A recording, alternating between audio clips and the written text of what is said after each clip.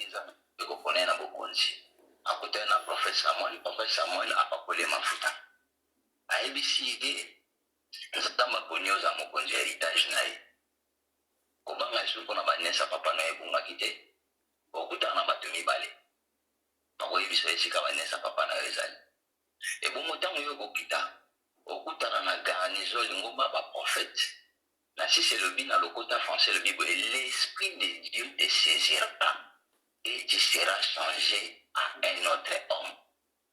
Na moi je me thème mokete toloba na ntango lelo l'esprit de Dieu te saisira et tu seras changé à un autre homme. Na sepeli mama tangi na 9 balobi nzambe abongolisaki Saul motema. L'esprit de Dieu molimo na nzambe soki kiti kati na mutu mutakoza solo lenge mokote akobongwana obabe na lokote ya français changer. L'esprit de Dieu te dira et tu seras changé à un autre homme. Na sepela nande komo ba yemba bi je n'ai jamais vu un homme qui passe sur la croix et reste le même. Ni de l'exiba matia na biso kote ya bikulusu ti lelo tozokobaka na Pentecôte ne kalobi na mona moto taleka na ekulusu yo amemi ekulusu mpe atikala lolenge moko koleka na ekulusu komema ekulusu kobika mokolo na Pentecôte eloko moko fo bomama na bomo ya moto. L'esprit de Dieu te saisit et tu seras changé à un autre homme. Et le Seigneur a donné à Saoul un autre cœur. Na lingana balobi abongolisi motema. Mulimo na nzambe lelo na kati ya l'église tozobondela tozobana minoko na sika mais kotala bomo ina biso batezobomo na te. Na sepela keloko moko Yesu alobi bozela bazelaki na chambre haute na ntango akala bazalaki na système ya kozela ya kosambela nesika songolo babengi yango chambre haute ndenge bamama balobaki ezalaki na femme sinamite abongisa esika moko na ndako na ye mpo na losambo so mosali aleki abongisa kiti abongisa mesa mpo mosali avandaka mpo na losambo eza mpe lolenge moko na arche ya Noa nasepelaka na vi wana malamu Noa asali arche na kati ya arche Noa mwasi na ye bana na ye mpe basi ya bana na ye me oyo balekaki mingi ezalaki banyama me eloko ekamwisaki nga lokola nzambe alobaki atonga eloko ya liboso molimo na nzambe ezalaki kati na bango me vi oyo ezalaki na kati ya arche ya Noe banyama bazalaki kuna na kati me harmonie ezalaki ya kitoko eloko ya liboso na kati ya arche tomonaki place molimo na nzambe ezali harmonie ezali amen na kati ya arche alobaki teke nga naza lion de la forêt vi na ye ya libanda yango ezalaki na vi ya kati ya arche te yo ayebaki ndenge toza na kati ya arche Noa ataza mokuse atanga lion na leki ye na arrogance me awa lider nzambe atieza Noa zirafa azalaki molai atalaki molai na ye te kenga na molai koleka Noa me atalaki harmonie molimo na nzambe place eza molimo na nzambe sika ebiki bato harmonie ya bonzambe fo efanda kati na bango lialobi teke nga ndenge babengaki libanda roi de la forêt to léopard ndenge babengaki nyama makasi me bango nyonso na kati ya arche bazalaki na harmonie mpe bazalaki na kotosa Noa liyo alobi teke nakutana ngaba na kati ya arche awa nde bilei na nga benda ye tuyimike na libanda ezalaka nde biso moto olobaka puku na niao me puku na niao na kati ya arche ezalaki te le corbeau et le renard na kati ya arche ezalaki te nyonso nani ezalaki te mpona nini molimo na nzambe ezalaki kati na bango mpo nzambe nde watonganga nzambe na kozala na bino na bambonge nyonso esika nzambe azali eloko ya liboso frere eza harmonie ya bonzambe l'esprit de Dieu te saisira mokolo na molimo na nzambe mpe sitimbaki ta mosonko abi nde bato bayeba bandeko nanga nyama kolia baza te oyo baya bandeko nanga nyama kolia baza te nyawa binga awa place kolia mpuku eza te parce molimo na nzambe parce babi ponda soki ya Balamu alobaki molimo na nzambe nde moto esimbaki alobaki eloko ya mibale na kati ya arche na banyama bazalaki na même langage parce que na mokili elobeli ya lion ntango mosusu koba koyoka ngo te me na kati ya ange bazalaki na même langage parce que molimo na nzambe soki esimbi biso bamama kofukama tokozala na langage moko oyeba paster bongo kutie na langage moko langage oyo kokuta pa papa bongo yango okuta pa mama mari yango okuta pa mama mari jose yango okuta pa mama kesi yango okuta pa mama maki Amen. yango okuta pa mama na biso mosusu bolimbisi na yebi kombo te même langage soko ye kotonga mama Marie José pa nango kokuta kaka langage moko kozangisela te ozwa esika te c'est-à-dire na ange bazalaki na langage kaka moko parce que molimo na ndambe ntango esimbi yo otikala lisusu bongo te faut changer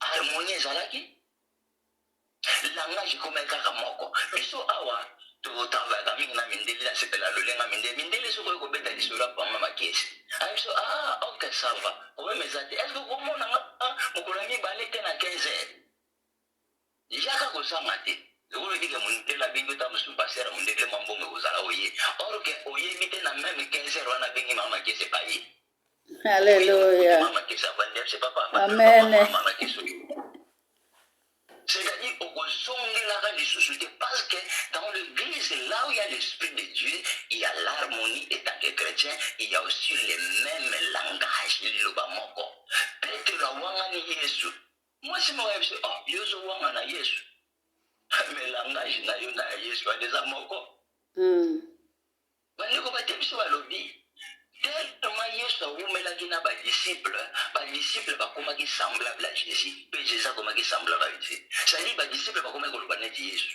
badisciple bakomaki koloba molimo na nzambe soki esimbi biso bachrétien parce que christ avec nous les chrétiens c'est-à-dire nous devons parler comme jésus marcher comme jésus vivre comme jésus se comporter comme jésus là où il y a l'esprit de Dieu kati na moto fo mona boye yesu ezalaka te quelque chose nécessairement si le Saint-Esprit réellement tombe à nous, nous devons changer, nous ne pouvons jamais rester les mêmes. David a dit dans Psaume 51, le verset 19, Seigneur, crée en moi un cœur pur et un esprit bien disposé. Saoul, le Seigneur a changé le cœur de Saoul. Même les autres n'ont pas besoin de changer. Dans ce cas-là, acte 23, verset 12. Bible le groupe ya bayuda baluki lolega kobomandoma polo bakopite balobi boye nous n'allons pas manger nous allons gêner jusqu'à ce que nous allons tuer Paul. Bali tokolia te mutu pe lwa toloki na vie normale ko tozuye te siko foto kene na lolenga soloka siko foto kene na lolenga baso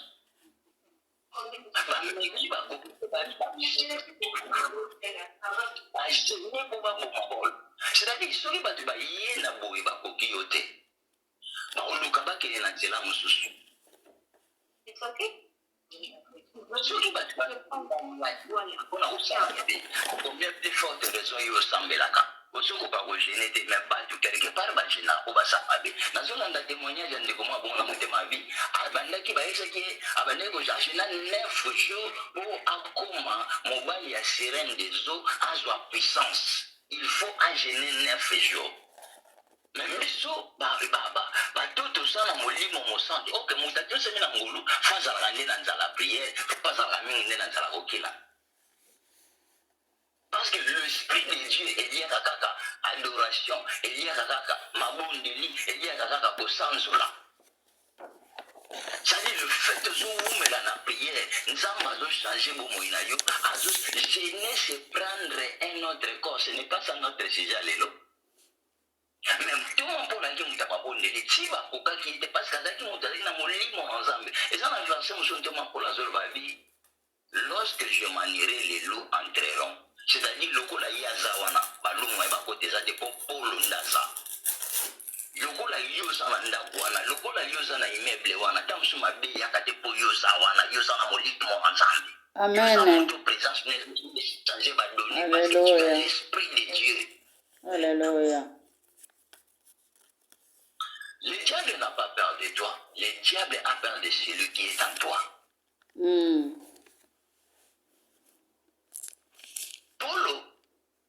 bazalaki na bonzambe kati na ye bakoki ete nasepelaka na verset yo Nombre chapitre 23 verset 23 balaka bengi bala mabe yaka tolakela liboto mabe tolakela bango mabe.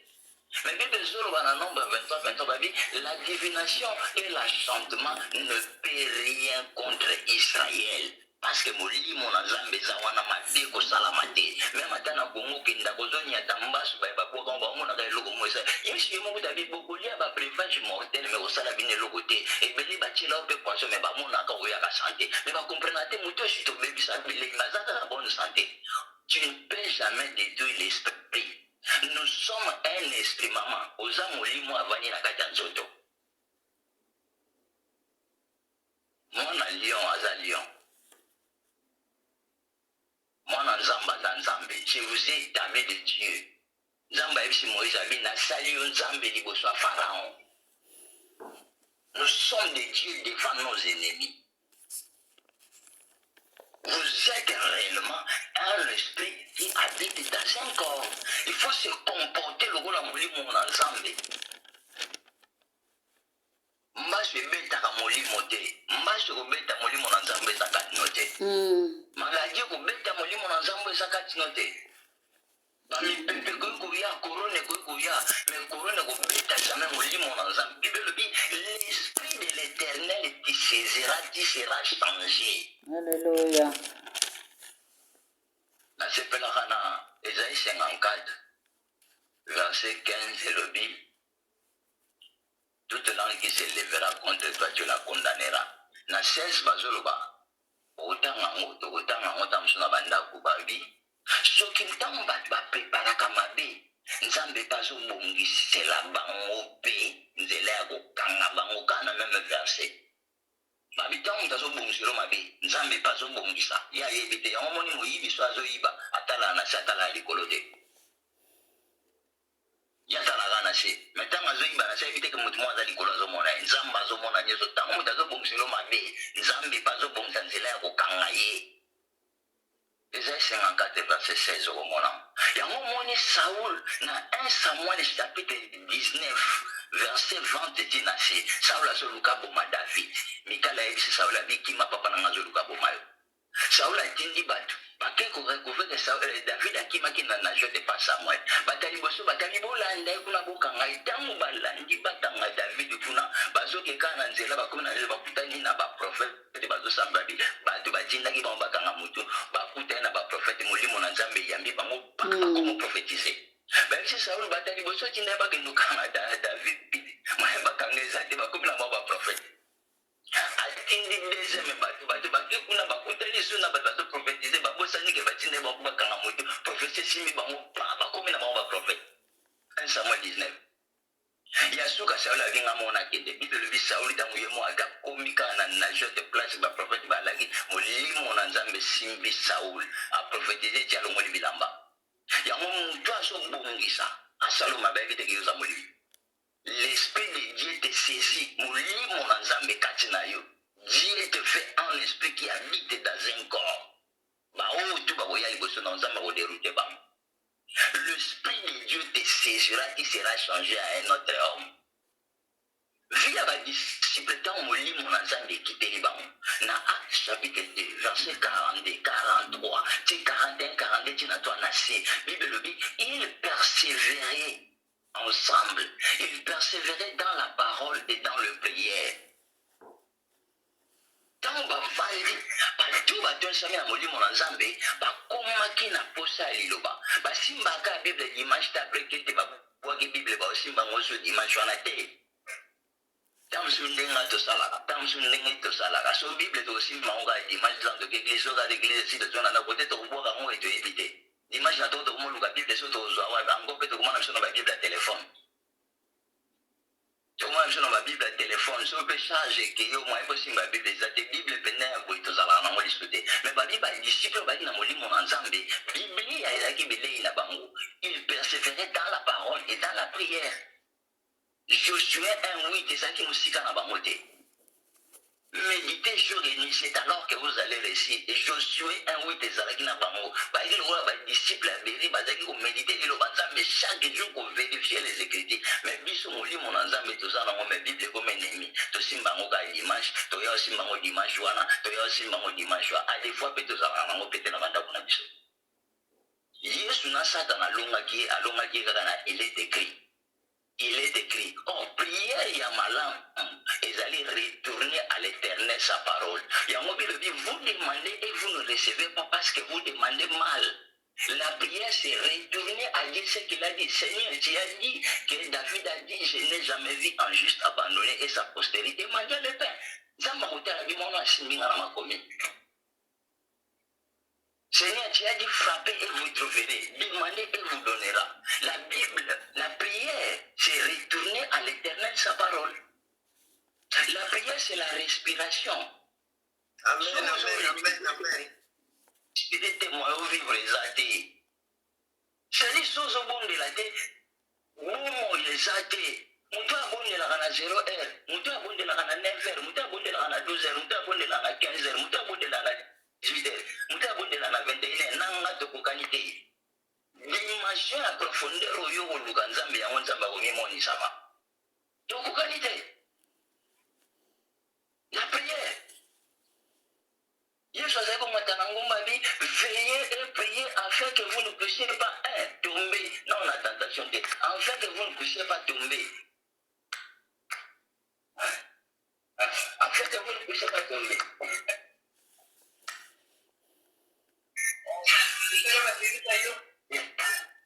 Afin que vous ne puissiez pas tomber. Veuillez prier afin que vous ne puissiez pas tomber. Veuillez prier afin que vous ne puissiez pas tomber. C'est ça. Mais le vide, babandaki les sous-sous. Kozala na communion fraternelle. Communion fraternelle moko. Communion fraternelle les ensala que bazala moko. Communion fraternelle zaki ke ba umela ba mesana. Communion fraternelle zaki ba yebana. Soki na moni mama kesi nazo reconnaître logo za mama kesi parce que moto ezaki ko kita pa na bango Jean soka tala mona moto likolo ya batelemi azo mona moto likolo ya moto ezalaki likolo na bango. C'est-à-dire, nazo mona mama, nazo reconnaître logo nzamba sadikat na soki ko reconnaître les andingo do sa matacha groupe. Tu reconnais ce que Dieu a mis réellement dans l'autre yango ezaki Dieu ba disciple. Alléluia. Tu reconnais réellement ce que Dieu a mis à l'homme. C'est-à-dire, yango eza. Yesu kalobi boye. Parmi tous ceux qui sont nés de femmes, je n'ai pas vu celui qui est plus grand que Jean-Baptiste. Naba o nyoso babutami na mwasi. Yesu abi na mona mutu aza munene lokola Jean-Baptiste te. Mais Yesu pa babutami na mwasi. À reconnaître Jean-Baptiste. De même que Jean-Baptiste peut n'attendre na lobby. Jean-Baptiste peut n'attendre na lobby. Jean-Baptiste pas lobby. Ah, bolé misina na musala muke. Mutu mo etika courrier. Toujours continuer. Jean-Baptiste n'est pas lobby que moi je vous baptise d'eau. Mais celui qui vient après moi vous baptisera de l'esprit et du feu, car je ne suis pas digne de délier les courroies de ses souliers. Ça veut dire qu'il faut reconnaître que l'eau nzamba tient la gata maman Marie. Il faut reconnaître que l'eau nzamba tient la gata maman Marie José. Il faut reconnaître que l'eau nzamba tient la gata maman Guy. Il faut reconnaître que l'eau nzamba tient la gata maman Guy. Il y a moi ça la force à groupe. Bah du coup bah c'est une communion fraternelle. Pour reconnaître l'eau nzamba ben pour la zolo babé. Na Galates chapitre 1 verset 17. Na linga ngomingabi, je ne montais pas à Jérusalem vers ceux qui étaient apôtres avant moi. Mais nzamba c'est la Paul koleka apôtre liboso. Mais Paul na komiki disa ko reconnaître abi na zaiko mata Jérusalem te. Vers bato nzamba chaki ba apôtre. Maman na bon moi, essayer de reconnaître que mutu moko za na un pa liboso na yo. Parce que pour ba porter fond, ma fond mutu moko za liboso na fond le ba porte. C'est ce qui faisait la force na kata ba disciple. Yango la zaki bato ba simma mina molimo mo santo. Ya misa to bible lobi ba zaki na fraction de fin ko kabula lipa.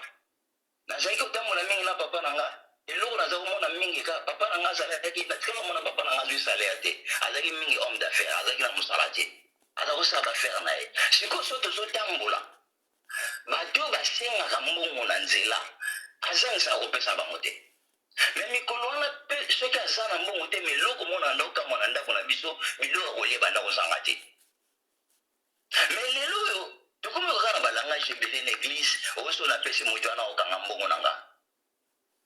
Mais la Bible soloba, dans Jacques chapitre 1 verset 27, Bible lobby, la meilleure religion consiste à aider le pauvre. Dans Proverbe 21 verset 13, Bible lobby boy. Celui qui ferme ses oreilles au cri du pauvre criera lui-même, il n'aura pas de réponse. Na bandeli yango, moto akangaka matoi na ye na kolela ya bazangi, akokangaka ye moko akozwaka eyano te. Bon, ben, on a fait tout ça dans la Western Union, on va voir comment on peut monter. Amen. Non, parce que si tu as un molimo, on a un vocabulaire libre. Parce que on a un safirate. Parce que on a un vocabulaire. Bible, quand Dieu a tant aimé, il a donné. Parce que nous avons pensé que bon, il y a un pensé que pour nous avons pensé pour un bika. Il y a un pensé pour pour un autre bika, il faut nous avons pensé. Ça faut conjuguer le verbe donner. Mais pourquoi tu ne veux pas conjuguer le verbe donner? Amen.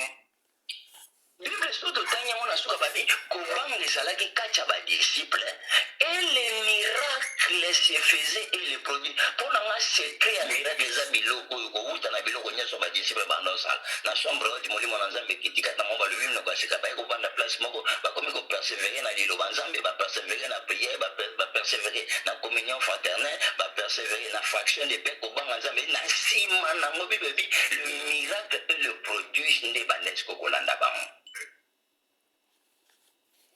Voilà. Donc, comme dans Souka, les occasions à Bissom Kolalelo, l'Esprit de Dieu te saisira et tu seras changé en un autre homme. Et le Seigneur te donnera un cœur nouveau.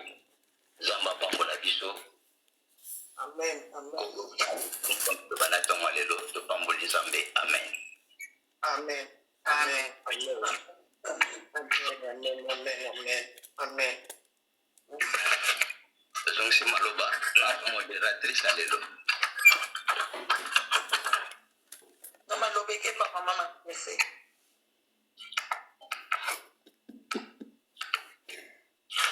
Amen. Amen. Amen. Nabondeli nzambe mpona liloba. Kolo nzamba bomoi pambolama netolama.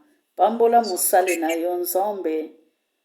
Oyebi tango oyo abongisaki mateyi oyo nkolo alukaki yo. Tango nyonso nzamba kozala liboso ya lingomba kambaka ye. Molimo na mosanto nzamba yeba kotambusa biso to change ndenge Saula changeaki motema. Kolo na kokama moko tazali na akoki kokoka na lokola yo. Yango wana nde toyaka tango nyonso koya koluka pona tokoma batemwe na yo, pona tokokana na yo nzambe. Yango tikake liloba na yo ezwa esika biso pe toyeba koteya yango pe na bandeko mosusu na kombo na Yesu tobondeli boye. Amen. Amen. Yango tokomi na biso na suka. Amen. Tokomi na biso na suka tozotonda nzambe na kombo ya tata tokei. Pe ya mwana. Pe molimo mosanto. Tuto. Toya. Tokomi na biso na suka tozozela kaka etidi bibliki na biso. Tozo continue kaka mikolo nyonso na loyembo na losambo na kotombola toyoki liloba oyo ke mikolo nyonso biso tozala na Pentecôte. Bonne journée à tous. Merci. Bye bye. Ciao.